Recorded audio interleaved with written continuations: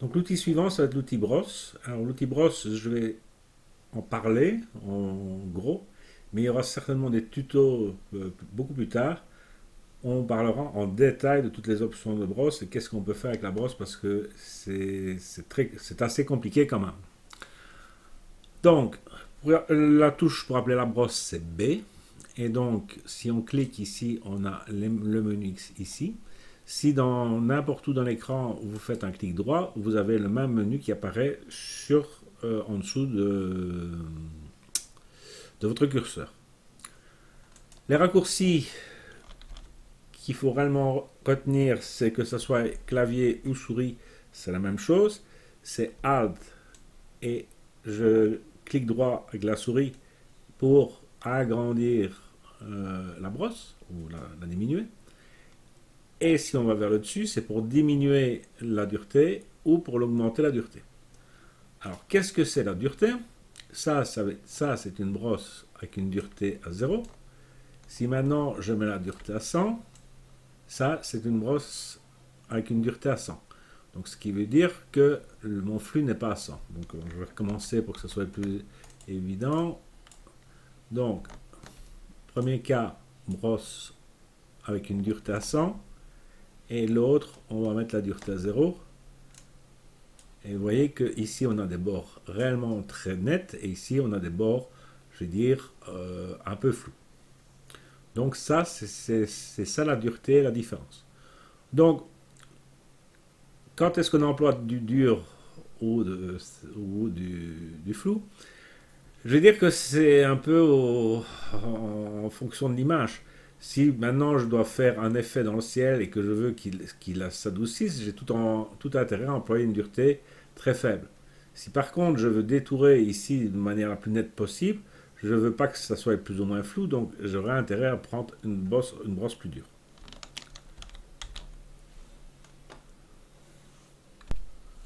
L'option suivante, lorsqu'on clique dessus, ça vous permet de définir donc toute la liste de vos pinceaux, mais également de définir la dynamique de la forme, etc. etc., etc. Alors, on ne va pas en parler ici parce que c'est réellement, vous voyez, le nombre de menus qu'il faut faire, donc ça sera un tuto tout à fait à part où on va explorer chaque menu à la fois. Par contre, on va juste parler ici qu'on peut ici mettre la forme qu'on veut et incliner la brosse. Donc ça, c'est parfois intéressant pour donner tout simplement un effet qui sera différent du bête rond.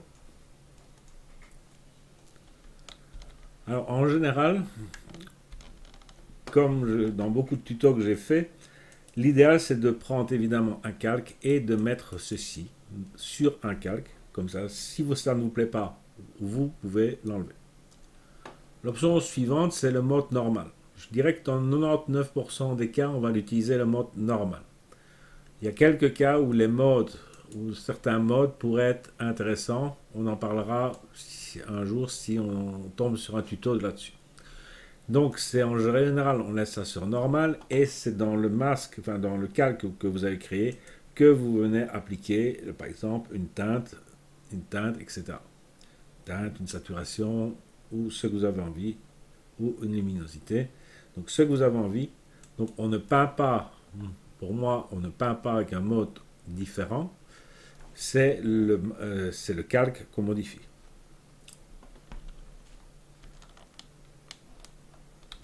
Je vais faire un retour arrière. S'il ne veut pas, je vais supprimer mon calque carrément.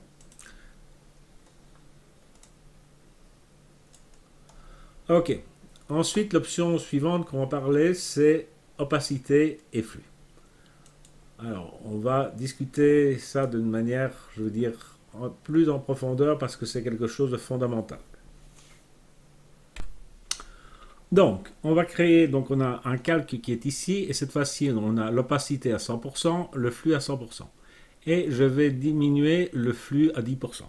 Pour ce faire, je peux appuyer sur le... Comment? Shift.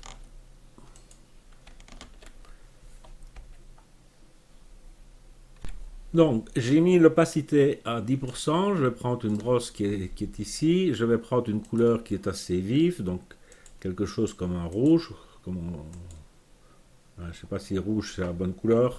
On a des gants rouges, mais admettons. Et donc, tant que je vais garder... Ah oui, j'ai un flux aussi à 10%. Je vais remettre mon flux à 100%. Et donc, tant que je garde mon doigt sur la souris, je mets bien quelque chose à 10%. Je vais faire quelque chose d'autre pour que ça se voit mieux. Je vais aller créer ici entre les deux un calque.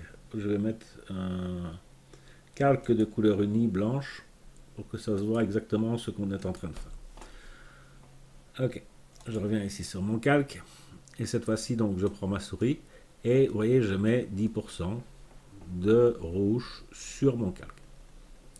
Et je peux repasser comme ça des dizaines de fois où j'ai déjà mis mon rouge, il n'y a jamais que 10%.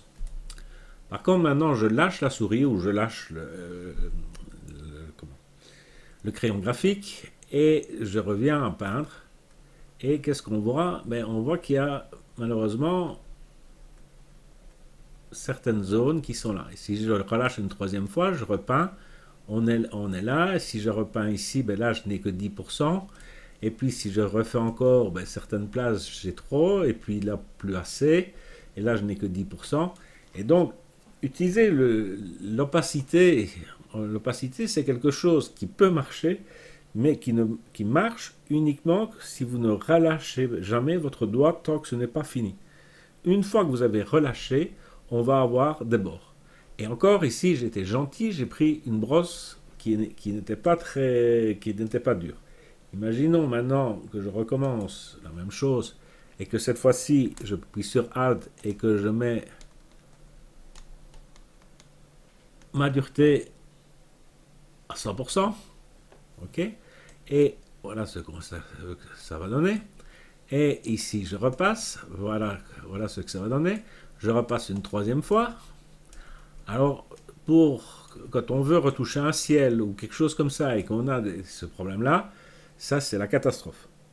Donc, moi, quand je vois un tuto, j'avoue que quand je vois un tuto sur Internet et que la personne conseille d'utiliser l'opacité, que ce soit sous Lightroom, que ce soit sous Photoshop, j'ai déjà envie de quitter le tuto.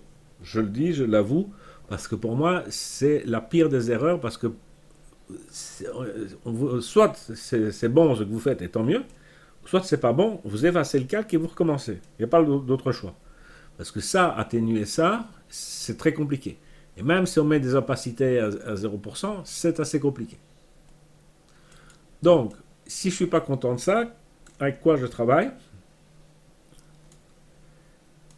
Alors, je travaille avec quoi? En général, je travaille avec le flux. Flux, je vais aussi mettre à 10%. Et le flux, je peux appuyer sur la touche Shift et le 1 qui est au-dessus des lettres pour le mettre à 10%. Et donc, avec le flux, qu'est-ce qui va se passer? J'ai toujours la même brosse, ma même dureté, et je vais commencer à peindre. Ok? Et je peins tout doucement. Ok?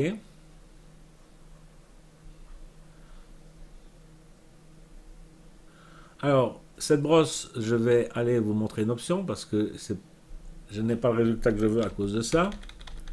C'est parce que dans ses propriétés, dans la diffusion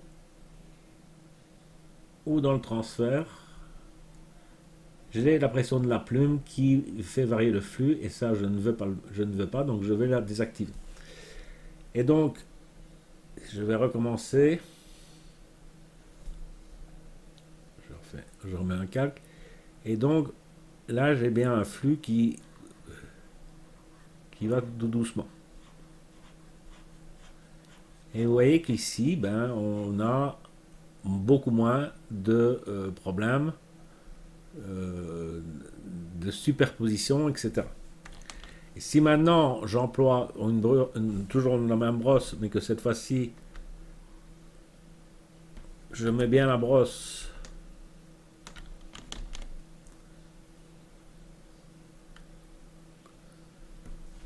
je vais effacer ça.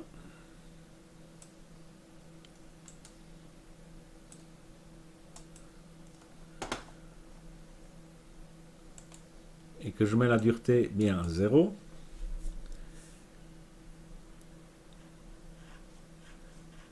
J'arrive à faire quelque chose de réellement très doux. Par contre, si je commence à appuyer très fort ici, ben je vais avoir un 100% qui se fait. Mais si je veux, je vais venir ici, mettre très doucement. Ok. Et sans avoir d'à-coup, sans ce problème, chaque fois c'est quelque chose qui est fluide, etc. Donc, pour moi, quand on travaille avec une brosse, que ça soit sous Lightroom, que ça soit sur Photoshop, c'est le flux ou débit sur Lightroom qu'on modifie en première instance. Si vous êtes obligé de jouer avec l'opacité, pour moi, il y a un problème. Pourquoi maintenant, il faut bien se dire que si vous avez travaillé, si maintenant on ne chipote pas, on va prendre carrément ici Ctrl Z. Donc je vais annuler ceci. Je recommence à nouveau. Et cette fois-ci, je prends carrément un flux. Je prends un flux à 100%. Et voilà, je fais ceci. Alors, je me dis, zut, c'est trop fort. Mais non, c'est jamais trop fort. Pourquoi? Parce qu'on peut tout simplement bouger l'opacité ici. Donc l'opacité, elle se règle ici, sur le calque. Donc pas besoin de jouer avec l'opacité sur la brosse. Si vous avez fait une retouche et qu'elle est trop forte, l'opacité, elle se réglera sur le calque. Donc pour moi, il y a réellement très peu d'indications où l'opacité, on doit jouer avec l'opacité.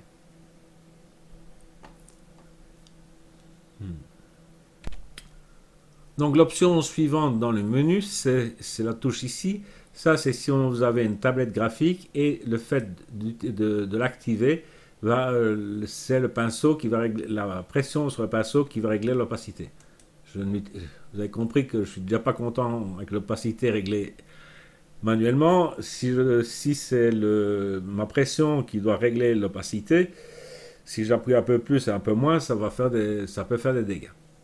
Ensuite, on a ici le menu, activer les effets d'accumulation de façon aérographe. Oui.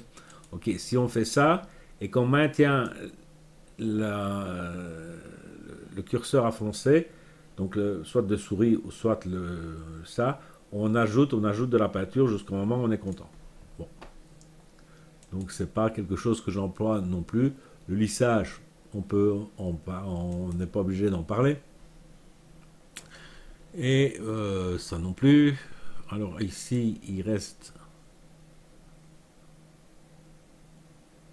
Alors ça, c'est... Si maintenant, on n'a pas défini que la pression de la plume décidait de l'opacité, on peut décider que la pression de la plume décide pour la taille. Là non plus, je ne suis pas un fanatique. Certains apprécient beaucoup ça. Moi, je préfère régler ma taille moi-même, etc. Donc ça, c'est suivant. Alors après ça, ce sont tout quelque chose qui existe dans Photoshop que j'avoue que j'ai vu sur des démos, etc. C'est par exemple ici, si vous tracez un axe vertical et vous définissez l'axe qui est ici, vous prenez un pinceau, je ne vais pas prendre quelque chose de trop gros, je vais reprendre mon pinceau. Ok, je fais ceci. Et donc, si je commence à faire ça, je peux faire des dessins qui sont symétriques. Symétriques sur des lignes horizontales, verticales, ou en 4 fois, suivant une diagonale, suivant une ondulation, suivant un cercle, une spirale, etc. Des lignes parallèles. Enfin, il y a tout ce que vous avez envie pour faire des symétries. Certainement que ça a un intérêt quelque part. Moi, personnellement, je ne l'en ai pas encore trouvé, mais je fais confiance à Photoshop.